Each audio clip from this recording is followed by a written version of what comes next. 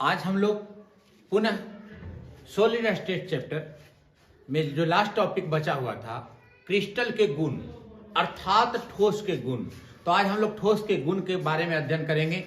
तो अब कहता है कि संरचना के आधार से अभी क्रिस्टल का जो गुण है वह दो कंडीशनों में यहाँ अध्ययन करना है। ठोस चैप्टर में क्रिस्टल का गुण का अध्ययन दो गुणों का अध्ययन करना है। सबसे पहला गुण है उसमें विद्युतीय गुण और दूसरा है चुंबकीय गुण। तो क्रिस्टल में दो प्रकार के गुणों का अध्ययन है। सबसे पहला है विद्युतीय गुण, यह है आपका विद्युतीय गुण। पहला है विद्युतीय गुण और दूसरा है चुंबकीय गुण। विद्युतीय गुण और चुंबकीय गुण, तो ठोस में दो गुणों का अध्ययन करना है। पहला विद्युतीय गुण और दूसरा चुंबकीय गुण। अब चलिए विद्युतीय गुण के आधार से, तो इस संसार में जितने भी पदार्थ हैं, जितने भी हम देख रहे हैं, उसके विद्युतीय गुण के आधार से उसको तीन वर्गों में बांटा है। पदार्थों को विद्युतीय गुण के आधार से तीन भागों में वर्गीकरण किया गया। उसमें सबसे पहला है कुचालक। तो हम जानते हैं पहला है कुचालक, दूसरा है सुचालक और तीसरा है अर्धचालक। विद्युतीय गुण के आधार से पदार्थों को तीन भागों में बांटा, कुचालक, सुचालक और अर्धचालक। तो कुचालक जिससे विद्युत का गमन नहीं होता है, जिससे विद्युत का गमन नहीं होता है, अर्थात जिसकी विद्युत चालकता जो होती है वो 10 के पावर -10 से 10 के पावर -20 पर ओम पर मीटर के क्रम में होता है, उसे हम लोग कहते हैं कुचालक। जिससे विद्युत का प्रवाह नहीं होगा उसे हम लोग कहेंगे कुचालक। जैसे आप जानते हैं लकड़ी, ईंट, पत्थर, ये सारे के सारे क्या हैं? तो कुचालक हैं। विद्युतीय गुण के आधार से पहला पदार्थ को तीन भागों में बांटा, पहला कुचालक, दूसरा सुचालक और तीसरा अर्धचालक। सुचालक जिससे विद्युत का प्रवाह होता है, जिस पदार्थ से विद्युत का प्रवाह होता है, अर्थात इसकी विद्युत चालकता जो होती है वो 10 के पावर 4 से 10 के पावर 7 पर ओम पर मीटर के क्रम में होगा, उसे हम लोग कहेंगे सुचालक। जिससे विद्युत का प्रवाह होगा, जिसकी विद्युत चालकता 10 के पावर 4 से लेकर 10 के पावर 7 पर ओम पर मीटर के क्रम में होगा, उसे हम लोग कहेंगे सुचालक। तीसरा है आपका अर्धचालक। पहला था कुचालक, दूसरा है सुचालक, तीसरा है अर्धचालक, सेमीकंडक्टर। अब सुचालक में हम जानते हैं कि लोहा, तांबा, एल्युमिनियम, जिंक, मिश्र धातु, इस सारे के सारे सुचालक में है। थर्ड है अर्धचालक, सेमीकंडक्टर। तो कहता है जो सुचालक और कुचालक के मध्यवर्ती होता है, मीडिएटर, मध्यवर्ती होता है, उसे हम लोग कहते हैं अर्धचालक। इसकी विद्युत चालकता होती है जो देखिए 10 के पावर 2 से लेकर 10 के पावर 9, 10 के पावर -9 पर ओम पर मीटर के क्रम में होता है, इसे हम लोग कहते हैं अर्धचालक। जैसे सिलिकॉन, बोरॉन,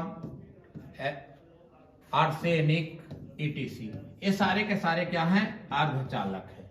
इसमें कौन कौन हो जाएगा सुचालक में? तो सुचालक में सबको जानता है, लोहा, तांबा, एल्युमिनियम, जिंक, ये सारे के सारे सुचालक में हो जाएगा। अर्धचालक में silicon, boron, arsenic, antimony, bismuth, ये सारे के सारे क्या हैं? अर्धचालक है। तो जिसकी विद्युत चालकता सुचालक और कुचालक के मध्यवर्ती है। अब देखिए इसकी आप चालकता पर नहीं डिपेंड, देख लीजिए कि कुचालक है, इसकी चालकता 10 के पावर -10 से 10 के पावर -20 के बीच में।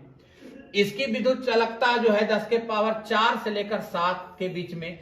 इसकी विद्युत चालकता है जो 10 के पावर 2 से लेकर 10 के पावर -9। देखिए 4, अब यहां से देखिए 10 के पावर 2, यहां देखिए 9, एक बाद 10। तो ये दोनों के बीच का जो मध्यवर्ती है, मीडिएटर है, वो कहलाएगा अर्धचालक। तो विद्युत चालकता के आधार से पदार्थ को तीन भागों में बांटा, सुचालक, कुचालक और अर्धचालक। जिससे विद्युत का प्रवाह होगा सुचालक, जिससे विद्युत का प्रवाह नहीं होगा कुचालक, जो सुचालक और कुचालक के मध्यवर्ती होगा अर्धचालक। अब देखिए, अब अर्धचालक में के प्रकार में हमको पढ़ना है। तो भाई साहब अर्धचालक जो सुचालक और कुचालक के बीच का पार्ट्स है।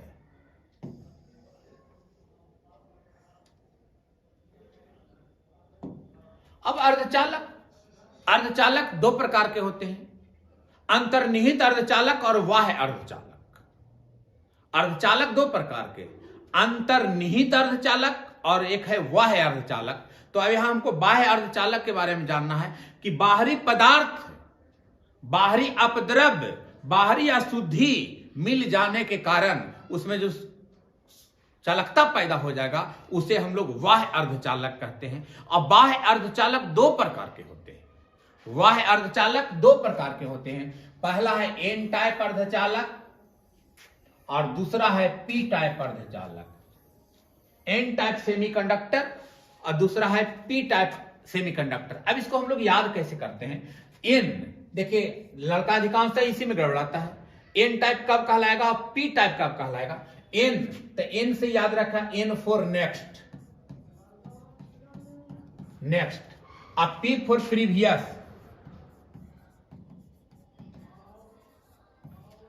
नेक्स्ट का मतलब हुआ बाद में। तो एन टाइप का तो अब देखिए, जिस आवर्त सारणी के अगर उच्च वर्ग वाले तत्व के द्वारा, आवर्त सारणी के कोई भी तत्व जब अपने से उच्च वर्ग के तत्व, जैसे ही 14 है तो 14 के बाद 15, 16 ये इसकी बात कहानी होगी।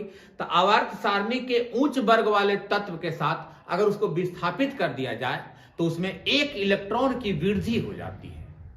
विस्थापित कर देने पर उसमें एक इलेक्ट्रॉन की वृद्धि हो जाती है, जिसके कारण उसमें चालकता पैदा हो जाता है। उसे हम लोग एन टाइप अर्धचालक कहते हैं। अब इसको देख लीजिए, कहता है कि इसका निर्माण तब होता है, एन टाइप का निर्माण तब होता है जब जनक विद्युत रोधी के परमाणु से, जनक मान जिसकी बात कर रहे हैं उत्ता से, जनक विद्युत रोधी के परमाणु से अधिक संयोजी इलेक्ट्रॉन युक्त अशुद्धि, अधिक संयोजी इलेक्ट्रॉन युक्त अशुद्धि परमाणु में संयोजित हो जाता है, जिसमें एक इलेक्ट्रॉन की वृद्धि हो जाती है। उसे हम लोग कहते हैं एन टाइप अर्धचालक। देखिए, इसका निर्माण तब होता है जब जनक विद्युत रोधी के परमाणु से अधिक संयोजी इलेक्ट्रॉन युक्त अशुद्धि परमाणु में समायोजित हो जाता है, जिसके कारण उसमें एक इलेक्ट्रॉन की वृद्धि हो जाती है। उसे हम लोग कहते हैं एन टाइप सेमीकंडक्टर। अच्छा, एक इलेक्ट्रॉन को वृद्धि होगा, तो जब वृद्धि होगा तो इसी को हम लोग कहते हैं धनी अशुद्धि। क्या कहेंगे?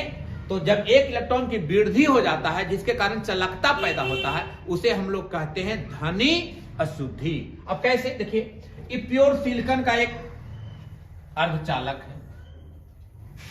ये सिलिकॉन का अर्धचालक है। अब इसमें क्या हुआ है, देखिए, एक इलेक्ट्रॉन अधिक वाले तत्व। अब इस सिलिकॉन में हम लोग मिलाए हैं क्या? यहां देख लीजिए, अब सिलिकॉन में मिला है उच्च वर्ग वाले तत्व। अब देखिए सिलिकॉन, तो सिलिकॉन जो है ये वर्ग 14 के तत्व है। सिलिकॉन किसका तत्व है? तो वर्ग 14 के तत्व है। इसको विस्थापित कौन कर रहा है? आर्सेनिक। तो जो आर्सेनिक है वो वर्ग 15 के तत्व है। तो अब जब किसी आवर्त सारणी के उच्च वर्ग वाले तत्व के द्वारा, तो वर्ग 14 के तत्व विस्थापित हो रहा है किसके द्वारा? 15 के तत्व के द्वारा विस्थापित हो रहा है, जिसके कारण उसमें एक इलेक्ट्रॉन की वृद्धि हो गया। अब इसमें एक इलेक्ट्रॉन की वृद्धि हो जाने के कारण इसमें चालकता पैदा हो जाएगा। उसे हम लोग कहेंगे एन टाइप अर्धचालक। अब कैसे? देखिए, सिलिकॉन की परमाणु संख्या भी होती है 14 का इलेक्ट्रॉनिक विन्यास 2, 8, 4। अब इसके संयोजी इलेक्ट्रॉन कितने हैं? 4 हैं। अब इसको विस्थापित सिलिकॉन को कौन किया? आर्सेनिक का हो गया 33। अब इसका इलेक्ट्रॉनिक विन्यास 2, 8, 18, 5। अब इसके 72 कक्षा में कितना इलेक्ट्रॉन? 5 इलेक्ट्रॉन। और सिलिकॉन के 72 कक्षा में 4 इलेक्ट्रॉन। अब इसमें से 1 इलेक्ट्रॉन की वृद्धि हुआ कि नहीं, तो जब 1 इलेक्ट्रॉन की वृद्धि हो जाएगा तो उसमें चालकता पैदा हो जाएगा। इसी को कहते हैं एन टाइप अर्धचालक। अब इसको कहेंगे, साफ है कि इसे इलेक्ट्रॉन धनी अशुद्धियां भी कहते हैं, क्योंकि 1 इलेक्ट्रॉन की वृद्धि हुआ है, तो इसको एन टाइप को हम लोग दूसरा नाम कहते हैं इलेक्ट्रॉन धनी अशुद्धियां। साफ कह रहा है कि 1 इलेक्ट्रॉन जनक विद्युत रोधी परमाणु को जब अधिक संयोजी इलेक्ट्रॉन वाला, अब देखिए इसी चीज को फिजिक्स में भी लोग, फिजिक्स वाले सर भी बताए हुए कि चतुसंयोजी को जब पंच संयोजी इलेक्ट्रॉन, चतुसंयोजी को पांच संयोजी इलेक्ट्रॉन के द्वारा विस्थापित होगा तो उसमें विद्युत चालकता, 1 इलेक्ट्रॉन की वृद्धि हो जाएगी तो चालकता पैदा हो जाएगा, उसे हम लोग एन टाइप अर्धचालक कहते हैं।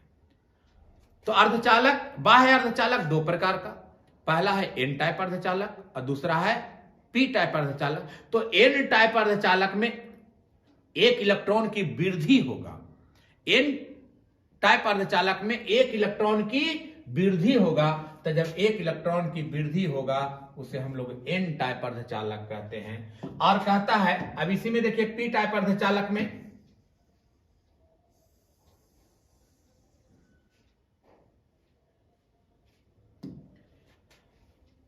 अब आइए पी टाइप अर्धचालक,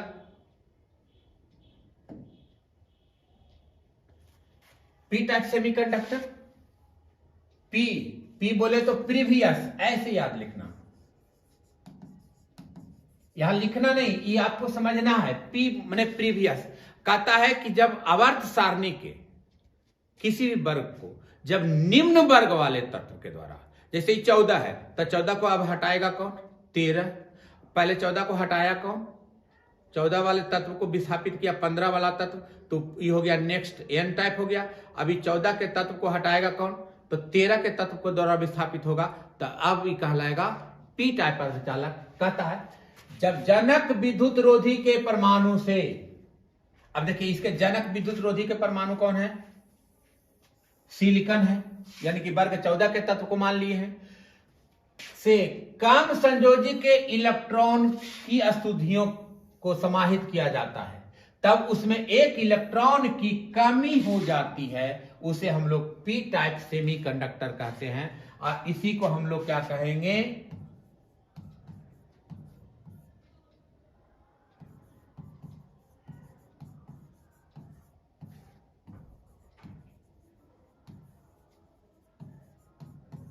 ऋणायन अशुद्धियां कहते हैं। उसे धनायनी कहेंगे, इसको हम लोग ऋणायनी कहेंगे। कैसे, अब इसको देखिए, वर्ग 14 के तत्व है, 14 के तत्व है। अब इसमें जो बोरान है वो वर्ग 13 के तत्व है, 13 के तत्व है।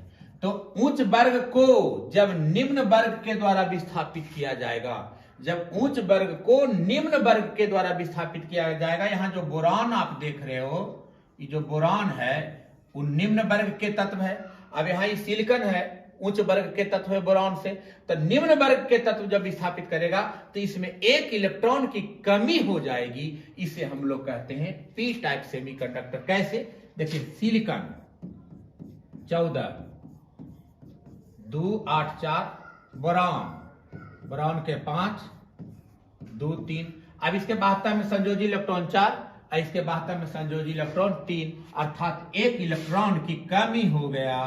तो जब 1 इलेक्ट्रॉन की कमी हो जाएगा तो उसमें चालकता पैदा हो जाएगा, उसे हम लोग पी टाइप अर्धचालक कहते हैं।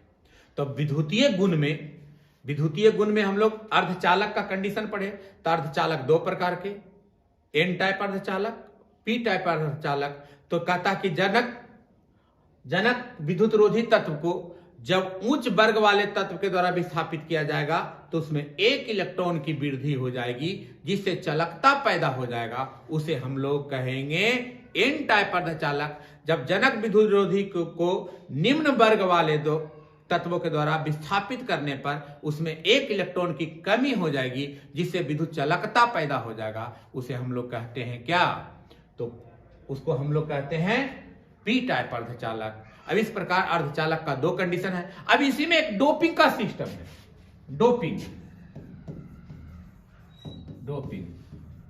डोपिंग। तो कहता है ये जो आपने इस सिलिकॉन में मिलाया कौन, बोरॉन, इसके पहले एन में देखे थे सिलिकॉन में मिलाए थे कौन, आर्सेनिक। तो सिलिकॉन में आर्सेनिक को मिलाने की प्रक्रिया, सिलिकॉन में आर्सेनिक को मिलाने की प्रक्रिया, ये प्रक्रिया कहलाती है डोपिंग।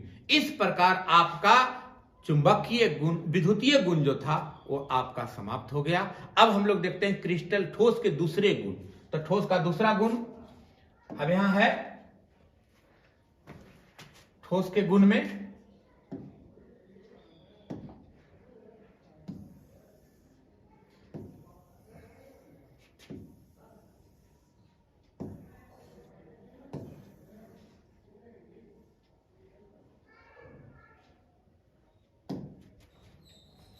ठोस का गुण।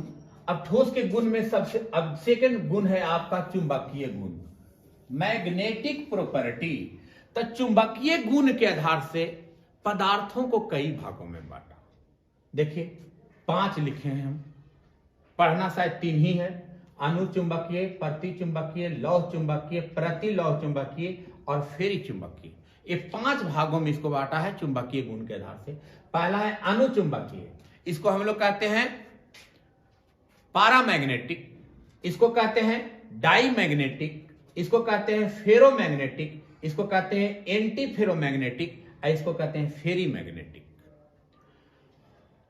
अनुचुंबकीय, तो कहता अनुचुंबकीय क्या है, तो अनुचुंबकीय वे पदार्थ होते हैं जिसमें अयुग्मित इलेक्ट्रॉन होते हैं।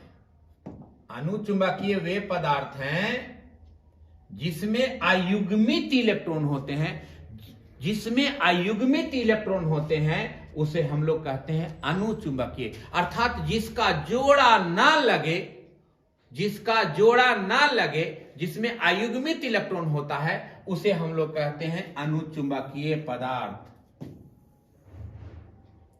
जिसका जोड़ा ना लगे उस पदार्थ को हम लोग कहते हैं अनुचुंबकीय पदार्थ। जिसका जोड़ा ना लगे, जिसमें अयुग्मित इलेक्ट्रॉन होते हैं उसे कहते हैं अनुचुंबकीय पदार्थ। जैसे देखिए अनुचुंबकीय पदार्थ का उदाहरण, जोड़ा ना लगने का मतलब अब जानते हैं कक्षक, एस में 1 घर, पी में 3 घर, डी में 5 घर, एफ में 7 घर। अब एस में 2 इलेक्ट्रॉन रहता है, लेकिन अगर उसमें 1 ही इलेक्ट्रॉन हो तो वह कहलाएगा अनुचुंबकीय, यानी कि उसका जोड़ा न लगा। तो जैसे अब देखिए, अब इसका उदाहरण है अणु के रूप में, यौगिक में, तो यौगिक में NO नाइट्रिक ऑक्साइड और O2, ये आपका अनुचुंबकीय है। अगर धातु की बात करते हैं संक्रमण धातु में, तो क्रोमियम, मैग्नीज, निकेल और कोबाल्ट और Fe, ये सारे के सारे अनुचुंबकीय है। अगर धात्विक आयन के रूप में अगर उदाहरण देखते हैं तो आप देखो Cu++ अनुचुंबकीय है, Na++ अनुचुंबकीय है, Fe++ ये आपका अनुचुंबकीय है। और धात्विक ऑक्साइड के रूप में V2O, CuO, ये आपका सारा का सारा क्या है, अनुचुंबकीय पदार्थ है। अर्थात जिसमें अयुग्मित इलेक्ट्रॉन हो, जिसमें जोड़ा ना लगे, वो कहलाएगा अनुचुंबकीय। दूसरा है प्रतिचुंबकीय, जो पदार्थ चुंबकीय क्षेत्र में दुर्बल प्रतिकर्षण करता है, जो चुंबकीय क्षेत्र में दुर्बल प्रतिकर्षण करता है। और ये जो आपका अनुचुंबकीय है, ये चुंबकीय क्षेत्र में प्रबल प्रतिकर्षण करेगा, ये प्रबल प्रतिकर्षण करता है, प्रबल प्रतिकर्षण। और प्रतिचुंबकीय जो होता है वो चुंबकीय क्षेत्र में दुर्बल प्रतिकर्षण करता है, अर्थात जिसमें युग्मित इलेक्ट्रॉन हो, अर्थात जिसका जोड़ा लग जाए, वो कहलाएगा आपको प्रतिचुंबकीय। जिसका जोड़ा लग गया वह कहलाएगा प्रतिचुंबकीय, और जिसका जोड़ा नहीं लगा वो कहलाएगा अनुचुंबकीय। साफ शब्दों में क्या है, जिसका जोड़ा लग गया वह चुंबक के प्रति प्रतिकर्षण हो, मजबूत बल से, ये आपका दुर्बल बल से जुड़ा रहेगा, यानी कि दुर्बल रूप से प्रतिकर्षण करेगा। अर्थात कहने का मतलब है कि जिसमें जोड़ा लग जाए, जिसमें जोड़ा लग जाए वह कहलाएगा प्रतिचुंबकीय। तीसरा देखिए,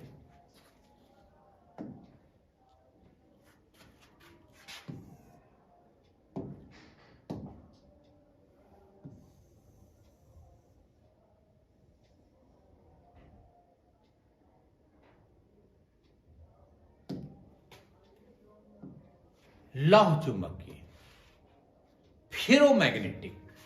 तो कहता है लौह चुंबकीय में कहता है कि लौह जो चुंबकीय होता है वह भी एक प्रकार का अणुचुंबकीय है, अर्थात जिसका जोड़ा ना लगे वह अणुचुंबकीय कहलाएगा, जिसका जोड़ा ना लगे वह अणुचुंबकीय कहलाएगा। लौह चुंबकीय कहता है कि यह भी एक प्रकार का अणुचुंबकीय होता है, लेकिन इसकी तीव्रता अति उच्च होती है। अगर इसको चुंबकीय क्षेत्र से हटा लिया जाए, अगर उस पदार्थ को चुंबकीय क्षेत्र से हटा लिया जाए तो उसमें अस्थायी चुंबकत्व कायम करता है, उसे हम लोग कहते हैं लौह चुंबकीय।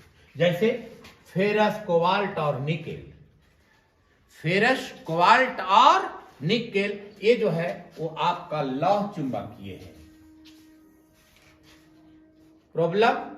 अब तीसरा, चौथा है प्रतिलौह चुंबकीय, एंटी फेरोमैग्नेटिक, जिसका चुंबकीय आघूर्ण का मान, जिसका चुंबकीय आघूर्ण का मान कितना हो, 0 होता है। जिसका चुंबकीय आघूर्ण का मान 0 होता है उसे प्रतिलौह चुंबकीय कहते हैं। चुंबकीय आघूर्ण को हम लोग म्यू से सूचित करते हैं, और म्यू बराबर फॉर्मूला होता है √n × n+2, n × n+2। किसी भी तत्व का हम चुंबकीय आघूर्ण का मान निकाल सकते हैं। जैसे अगर मान लिया जाए कि हम कहते हैं अस्काइडियम, तो इसके लास्ट है क्या, 3d1, अंतिम इलेक्ट्रॉनिक विन्यास। अब डी में 5 कक्षक,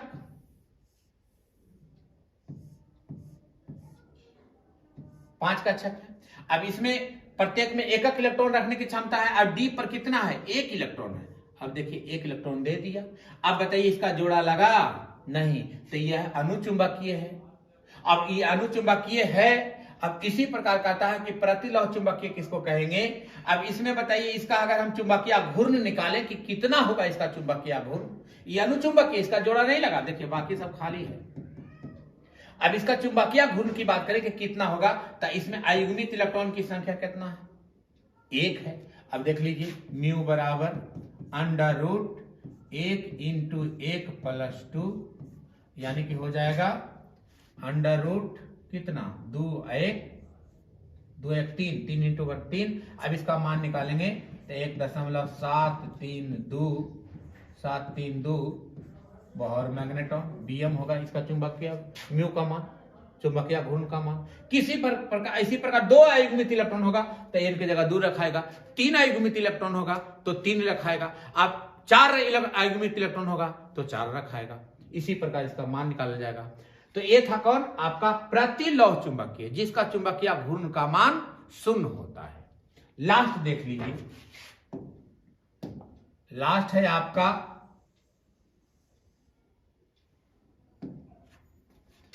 फेरी चुंबकीय।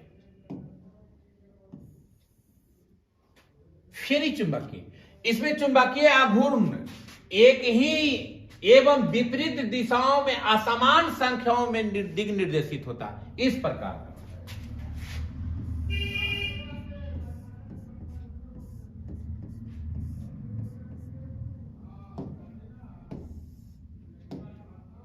अगर इस कंडीशन का हो, दिग निर्देशित अगर इस प्रकार का हो, कहता है इसमें चुंबकीय आघूर्ण एक ही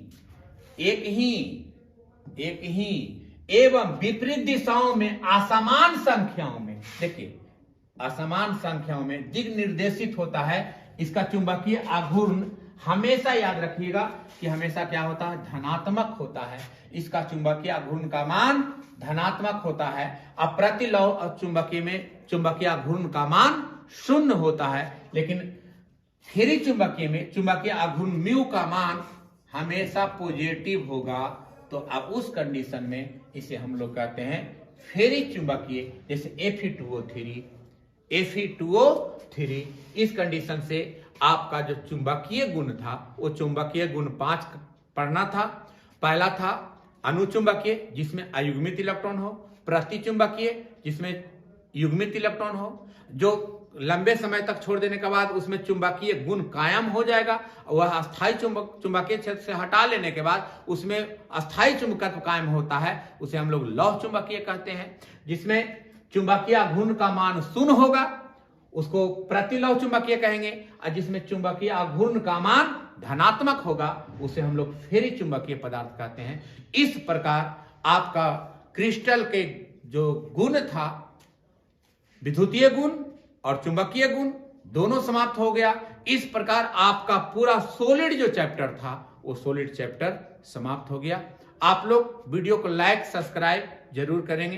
तब तक के लिए धन्यवाद, थैंक यू। अब हम लोग पुनः नेक्स्ट चैप्टर है केमिकल काइनेटिक, रासायनिक गतिकी। इसके बाद रासायनिक गतिकी चैप्टर हम लोग यूट्यूब पर लोड करेंगे, आप जरूर देखें और समझें। ना समझ में आए कमेंट में जरूर कहें, हम उसको दूर करने का प्रयास करेंगे। तब तक के लिए धन्यवाद।